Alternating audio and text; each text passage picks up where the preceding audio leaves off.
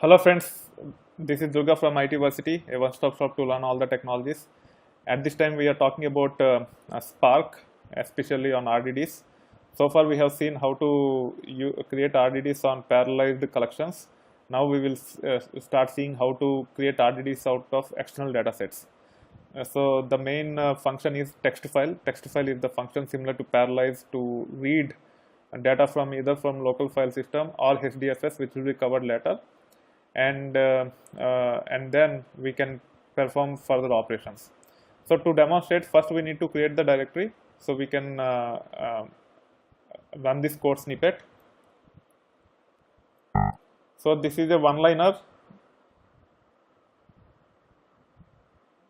and you can see this one line have actually three different commands. One is C space tilde, which take you to home directory wherever you are, and then semicolon is to end that command, and we can add as many commands like this separated by semicolon in one line.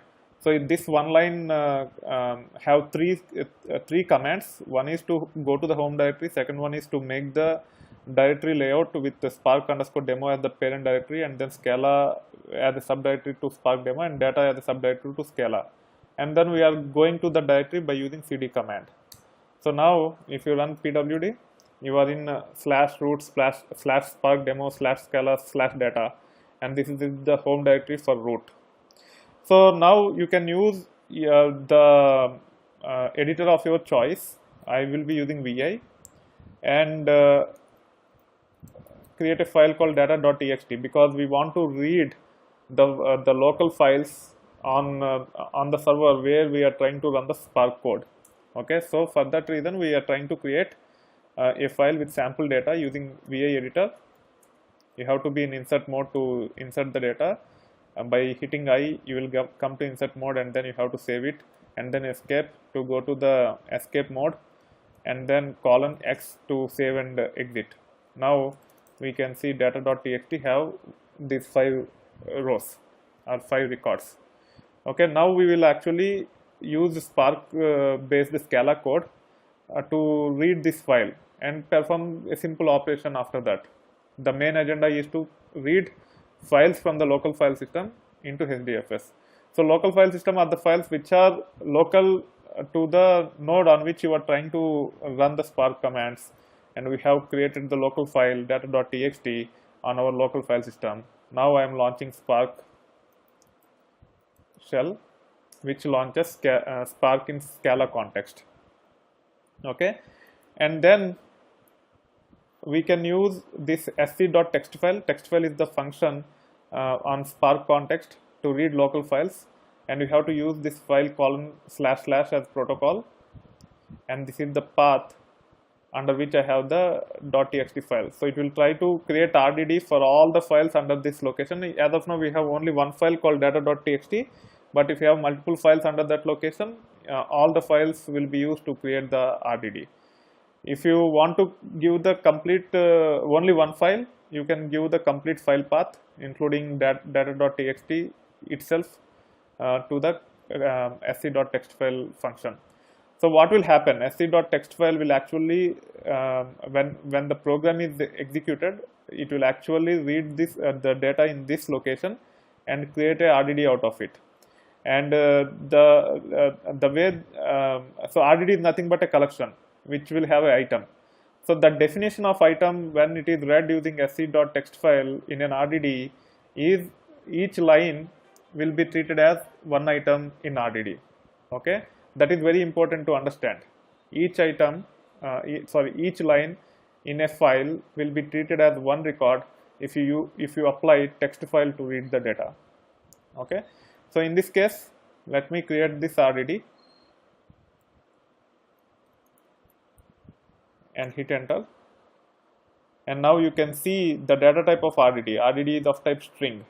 Okay, RDD is nothing but a collection of and here in this case when we load using sc.text file, that collection is of type string, which means that it will have string type elements, and each element is defined as one line when it is read using text file. Okay, now you can actually preview the data. So to preview the data, you can use for each action on RDD and println, it will iterate through each item. Each item is nothing but one line in our file. So it will iterate through each item and it will print the items here 1, 2, 3, 4, 5. Okay, it is very important to understand this. When you define a function to read a file, you need to understand the underlying implementation of how it actually read a record, and you need to understand the definition of the record and how it will be created as item in the collection, which is nothing but RDD. In this case, the definition of record is nothing but a single line in a file, and RDD is nothing but a collection of lines which are of type string. In this case, when you actually try to read using sc.text file, there are other functions also to read files, such as sequence file to read the binary data, and many other things. Based upon the function, you need to understand what is the definition of record. That being said, now we will try to get the count. We have done in the past also, data_rdd.count. Count is another action which will execute the program. If you see, when you run this, it just created an object. The data is not mapped to it yet. It just created an RDD object internally without assigning the data. The data will be assigned only when the program starts execution. So Spark follows lazy evaluation. So until you encounter an action, the program will not be executed. Until then, it will just build. So sc.text file is not an action. It is just a function on Spark context to read the data, whereas for each, count, etc. are actions. Okay. So now we will read this. Sorry, we will perform the count.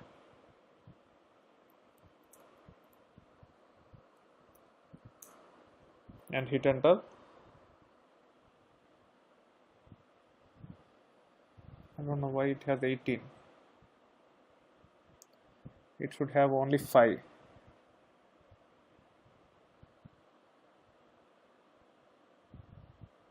I'm not sure from where 18 came into picture.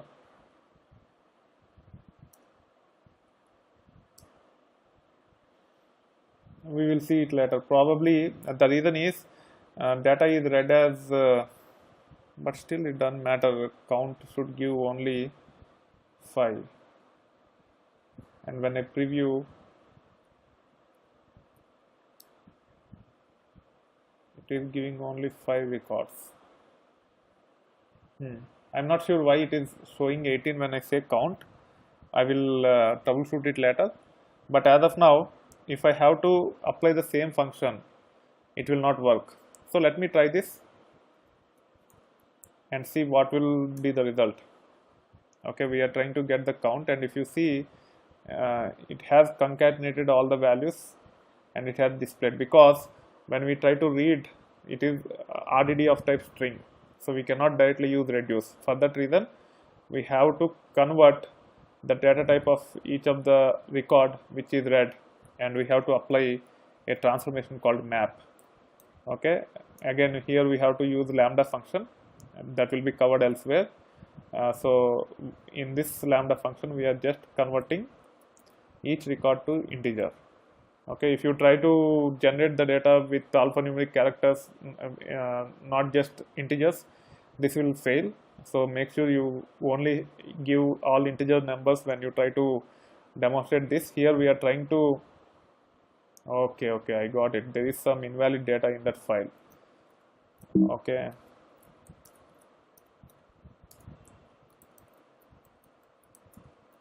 So cd spark demo Scala data ls-ltr. Okay, there are two. I don't know from where this came into picture. There will be .log.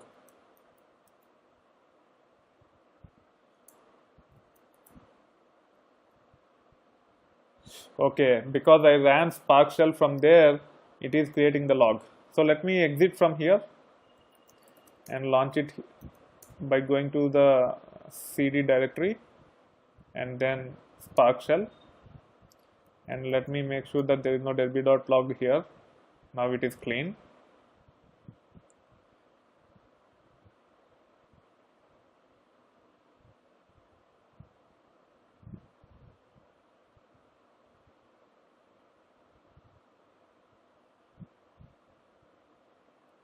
Okay, now the Spark shell is launched. Now I am trying to read the data, and let me preview the data now. Now it is a little bit cleaner, and now let me apply this function. If you see, it has just concatenated 1, 2, 3, and 4 and 5 because the data types in the RDD is string. So we have to transform the data using functions such as map, where we convert the strings to integer and hit enter. Now you can see the value as 15. So I need to fix the code in my blog. Okay, so now you can see that I have fixed the code. You can copy this code snippet directly and copy paste here. And one thing you need to keep in mind is when you try to read the data using text file, if you say file : / it will read from the local file system, and this is the path from which we try to read the data. And then we have applied the map function to convert each record to integer. .toInt is the Scala based function to convert a string based a number which is stored as string to integer. As our RDD is of type string, we have converted it into integer, and then means each record is converted to integer. On that I have applied the reduce function. So and as part of the reduce function, we just added the values to accumulator.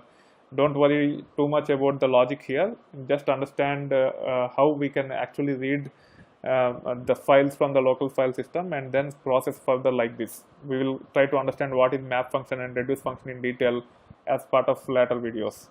That being said, I hope you are enjoying the content.